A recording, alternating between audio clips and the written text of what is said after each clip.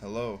In this video, I'm going to help you cover the course material for this week, which is going to be the history of social psychology. You could play this video before you do your reading. You could maybe put it on as you're looking through the PowerPoint slides, and this is going to help give more context to the course concepts. When we start to look at the history of social psychology, it might be a good idea first to refresh ourselves about the discipline of psychology in general. Psychology is the study of behavior and mental processes. Now, with social psychology, looking at the subdiscipline of psychology, we're going to study how individuals think, feel, and behave in the social context. Social psychology shows how we influence one another's behavior and thinking. And so the key distinction between social psychology as a specific subfield and psychology as a general field is that with social psychology, we look at how being in a group impacts the subject matter, right? If we're going to study behavior and mental processes, so behaviors, thoughts, feelings, we can get extra insight into these phenomena by thinking about how these all play out in groups of people, in culture, on a sports team, in an organization. It's really quite different. And that's what we're going to be looking at today, as well as some of the major trends in social psychology, so you have a bit of a roadmap for what we're going to cover in this course this semester. An important idea to start with is identification. So we could think about identification meaning, I'm someone who studies, let's say, dogs, cats, or deer, or rabbit, and I see a particular type of one of these animals and I can identify correctly what it is. I identify a basset hound based on what I'm familiar with.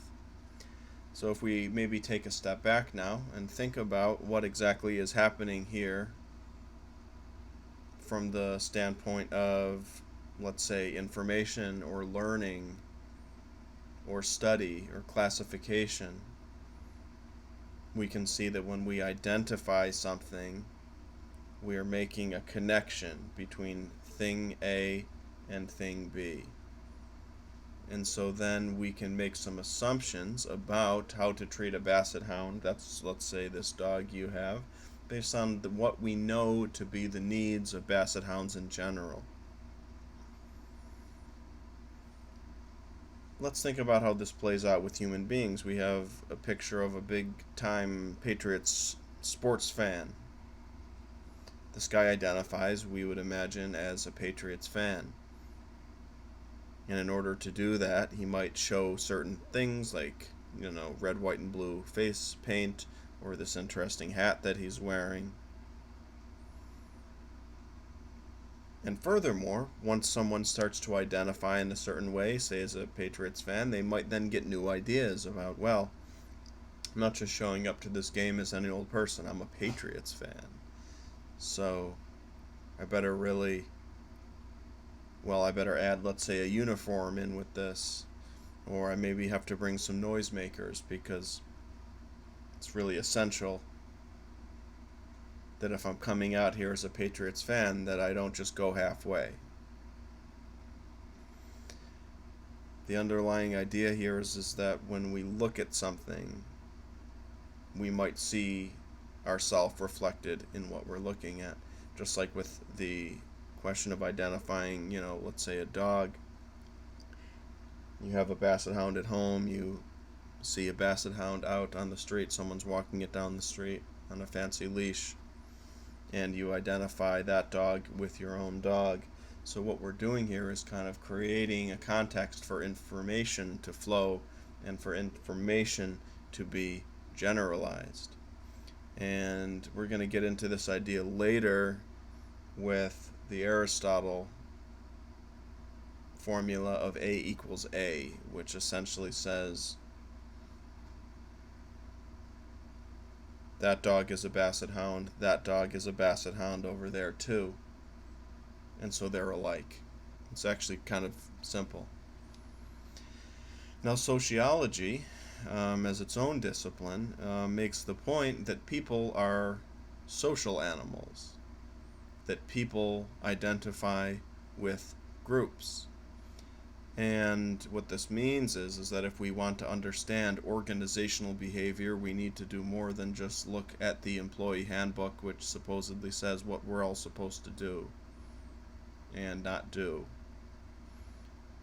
But if we start to believe or entertain this idea that people identify with groups, then we might also understand this company by, what happens in the coffee room, or what happens when people go out and get drinks after work, or what might happen if, let's say, people of different genders, races, identity groups are put together in one group. Will that impact things?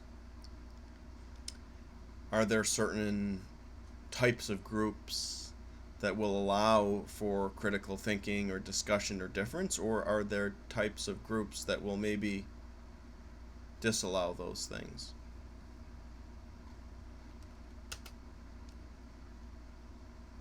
It might be helpful now to ask, what is the difference between social and cultural? Okay, social, socializing or society. Social is something is social when it happens between humans in the present. We can look at social behavior, let's say, on social media. We could look at social behavior in traffic when people are in rush hour waiting at traffic lights, and behavior does start to change in certain ways, then probably more towards aggression. But it's something that happens in the present. We're going to look at one of the first ideas of social psychology, which says that if someone is riding a bike down the street and then they pass someone else on the street also on a bike, both riders will tend to pedal faster. So, right, it's not exactly about culture. We could dig into culture, and I think culture has something more than a little to do with it. Let's say a culture of competition. A culture of competition which might play off and enhance biological drives to, let's say, show dominance or compete. Okay, things that might happen more in a pack, a wolf pack, than in a human tribe, where humans bring culture. They bring some sort of records, whether that's written records or pictures or stories or dance. That culture, throws something else into the mix. It brings more context than we could normally convey just by body language or just by nonverbal communication. So culture is what happens over time throughout history and expresses itself through individual actions. And we want to make clear that these are cultural actions we're talking about: the making of masks, the forming of sports teams, joining a political party, making music, going to a club, dancing, doing these kind of culturally meaningful actions that this pulls something along with it. You could say that certain club music today has something to do with disco music of 45 years ago.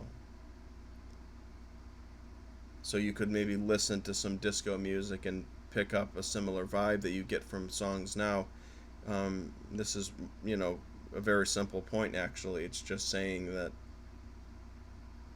there's a reference point and we're building on something. So that's what we mean by history sort of being dragged along. And in a way, culture enriches what happens socially. And if there's something that's happening socially where culture is not allowed, well, that might be a little bit of a problem because we might be bringing about something that's more instinctual, less thoughtful, and less civilized. So this might be a clear question by this point, but why would we want to study psychology in its social context? I'm going to reiterate this point here. Thoughts we have direct how we will socialize with people. We might make a plan for how we want to get our point across, or make a plan for when we call someone, we want to chat about a few different things. And then on the other hand, socialization directs our thinking. You might have had the experience of being at a loss for words when you're in a group or when you're in a high pressure situation. We will see this phenomena explained when we look at the Asch conformity study, where participants in a study were asked to rate the length of 3 different lines, and it was found that individuals were greatly influenced by the opinions of the other people in a group. Someone says, oh, I think that line is longer than that one, even if it's not. Then the second person is going to be much, much, much more likely to just mimic what the other person said, rather than what? Rather than looking at reality and making a determination. So that might be an example about how socialization impacts things negatively, but we could also look at, something like coaching and how having someone to encourage you or give you directions, telling you what to look for, that's really going to help someone's, let's say, process in an athletic field or working out or martial arts. So some examples here, okay, might be home court advantage. This idea of confidence. If you're feeling confident you're doing well, things work well. And how does confidence become a thing? Well, it has to do with previous successful interactions that we've had. So training programs, career development, or even the phenomena of incarceration, which definitely changes behavior. Okay? Not always for the better, especially when we think of the cultural dynamics of a prison. Now let's think about this idea of socialization a little bit closer. This socialization is a term used by sociologists, social psychologists, anthropologists, political scientists, and education theorists to refer to the lifelong process of inheriting and disseminating, spreading around norms, customs, values, ideologies, and providing an individual with the skills and habits necessary for participating in their own society. Kind of gives you the roadmap and gives you an idea about what distinctions other people are making. The biological being, in this case the human body, goes through a socialization process. It's conditioned by other people and by cultural norms. And then, of course, this intermingles with behavioral and cognitive factors. This is a perfect time to rewind to the origins of social psychology and this individual we're learning about on page 13 of the text, Norman Triplett. In 1898, Norman Triplett published an article on social facilitation. This is what I had mentioned earlier. Social facilitation, the phenomena meant to explain why bicyclists travel faster when in the presence of other racers. Right? So we see how social context is influencing human behavior, if not mental processes, certainly behavior.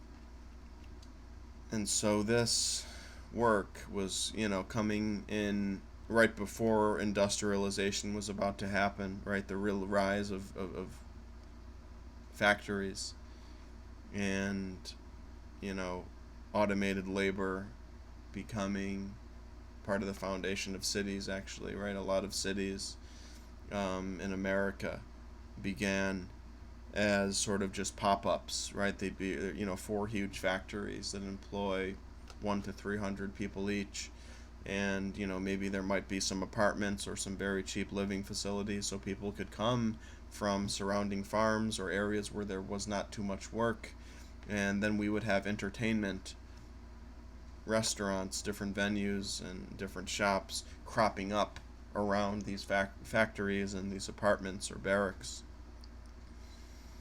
And of course, this would go on to really be quite definitive as a cultural force in American society, right? The city and the industrial era. And this was, of course, before what we might call, the modern scientific revolution of the 20th century. And especially just looking at from the start to the finish of the century, just how much automation developed.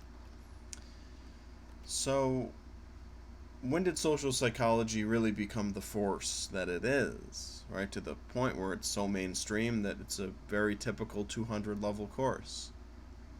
Well, social psychology became increasingly popular after World War II and into the Cold War. Situations where humans were, at a loss for explaining the unexplainable, how seemingly normal human beings could participate in atrocities on the national and global scale in the 30s, 40s, 50s, 60s, 70s. Social psychologists examined phenomena, just kind of constructs that they were putting out there and trying to support through research, saying, well, if I want to research conformity, I find some good research that this is what happens. I think this really is a thing. They posit this idea, they find research for its validity and predictive quality. Social psychologists looked at phenomena like conformity, obedience, prejudice, authoritarianism, and groupthink. Very key figure in social psychology's modern relevance is Gordon Allport, who wrote a book called The Nature of Prejudice in 1954. Now, this is maybe distinct from more modern concepts of prejudice, which might look at prejudice in terms of, attitudes, thinking styles, something like a culture of white supremacy. That Gordon Allport looked a lot at structure. He said, well, maybe it's not really about how people think or feel or what they remember from an interaction, but maybe it's about the types of behaviors that we're having people do, the types of situations we have people in. And so Gordon Allport said that, if we want prejudice to decrease between different socio-racial groups, so that would just mean like, white, black, Hispanic, these very broad categories that, anthropologists and sociologists for years have been saying that race is a social construction, meaning that its cohesion and its endurance and its quality has to do with cultural norms and, ideologies versus something that we could find as a biological basis. Right? Ethnicity is something that has more of a biological basis, where we know that individuals of certain ethnic backgrounds might be at a risk, more likely for certain genetic disorders like sickle cell anemia or Tay-Sachs. Those are genetic disorders that are found more specifically in certain ethnic groups versus others, but that's different than race. Race is something that seems to communicate a whole intellectual and worldly bearing. And, the hope would be that racial identity might help a group in a time of crisis, but it's, as Gerald Horne, the historian of race, has said, that's precisely when a racial-based ideology will fail, a time of crisis. So this is why we use a word like socio-racial groups, just to show that when it comes to whiteness or blackness, we need to look way, way back. Right? We might need to look to the founding of America at a time when slavery was being abolished in Great Britain, but was still green-lighted in America. And then, so therefore, we had individuals who, weren't part of the whole Anglo-American power structure, but they were basically going to be included as part of the club because they were free. More to get into about this when we look at the founding of America and who had land, who didn't have land, and why was it necessary to have this category of race. I'll say a quick note is that it seems in the early days of America that the category of race was sort of a consolation prize for people who were poor or oppressed or, very hardworking working people who were part of an unequal system. And, they were given some form of cultural buy-in by saying, okay, you're going to be considered white. So Gordon Allport has a very interesting and very practical piece of advice about this. He says, it's not really so complicated, actually. Right? We can have all of these generations and centuries of animosity between people. That's pretty typical for human life, Gordon Allport would say. But what about the type of work we're having people do? So Allport says that if you put people of different social racial groups together and have them work on cooperative tasks, we see measures of prejudice start to show lower levels of prejudice. Working together on a cooperative task with someone of a different race will erode any prejudice that people had. So he's really speaking to some underlying level of humanity that people have, just sort of saying, you working side by side, we're both trying to do something together, we have a common goal. That starts to pervade thinking and identity and identification.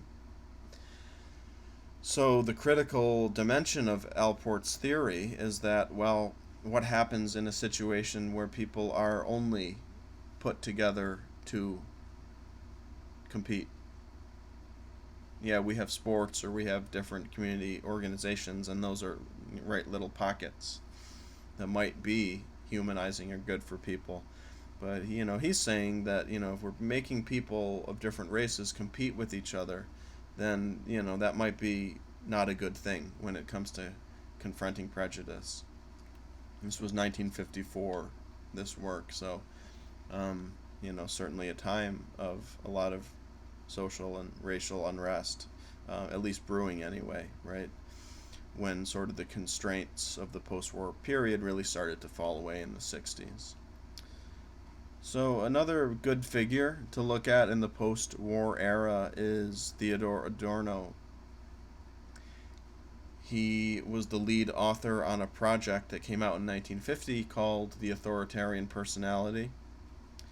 And he specifically studied authoritarianism and fascism. So, Allport is already keying us into something helpful here, which is that, prejudice is not, of course, identity and group identity have a lot to do with prejudice, because that is the distinction which is being made. But when we're looking at the factory environment, or we're looking at, let's say, team-based, non-competitive, rather cooperative environments, and that being something that is anti-prejudice. it's gonna probably gonna be important then to look at these larger systems and the qualities of these larger systems, right? We don't just want to say it's a competitive based system, because that doesn't really get at all of it, because people may work very hard for a group that they're part of.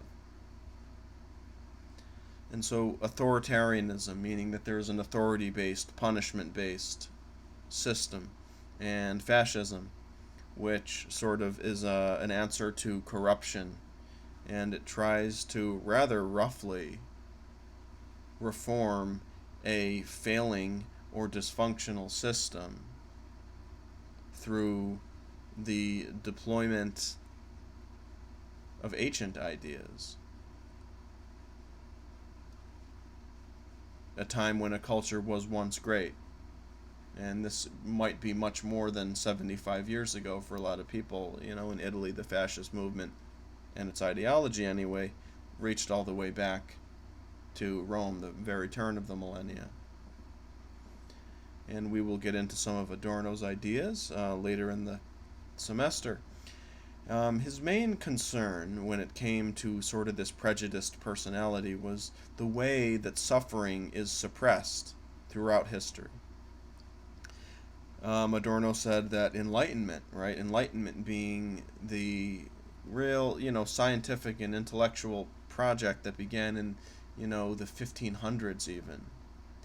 And, they wanted to learn about nature through scientific inquiry. They wanted to direct people to a more reasonable way of life. That's the Enlightenment. And so Adorno was saying, yes, Enlightenment gives control over nature. But in a way, it also disguises the suffering of nature by, characterizing animals as being here for our betterment and for our existence. In a way, it sort of doesn't look at the humanity of certain animals, while it, let's say, really valorizes the existence of other animals. Just, for example, the fact that, in America, dogs and cats are very beloved pets, and the idea of someone eating a dog or a cat for food in America would be considered gross or horrifying. And yet that doesn't, prevent us from,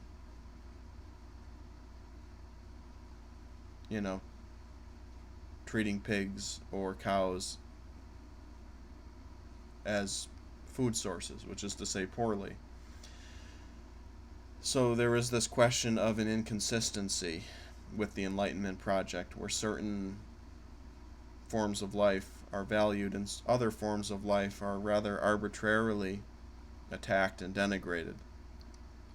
So that's the shadow to Enlightenment, as Carl Jung would have said. It's the dark side that is, an inextricable part of what's happening. And we'll be coming back to Adorno and this idea that, knowledge specifically that makes nature into a tool to be used, has a very key side effect of disguising the nature of suffering and the experience of suffering. Adorno, we can see as someone who really wanted to look at the political aspects of all of these social psychology problems.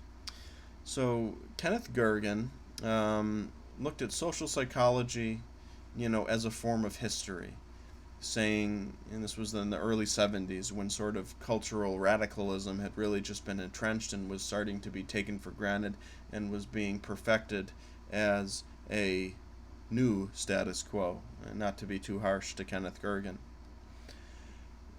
This is why he's a postmodern psychologist, where he says that knowledge as it accumulates does not show a straight line. Knowledge as it accumulates does not show a process of purification. He just says it's a system of changing gears.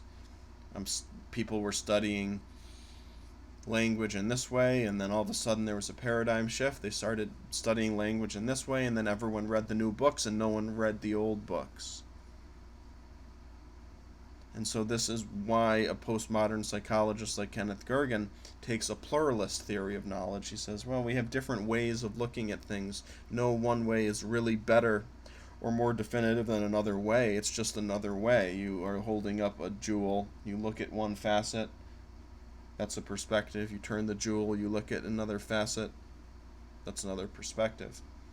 And all of these different perspectives are more or less leveled down and just made into a matter of personal choice or personal taste or some sort of maybe cultural virtue. But that was a relativistic point, right? That virtue was in the eye of the beholder, or more about context than anything else. Those are some major trends in social psychology. And now, as we start to get to some of the more modern stuff, such as social cognition,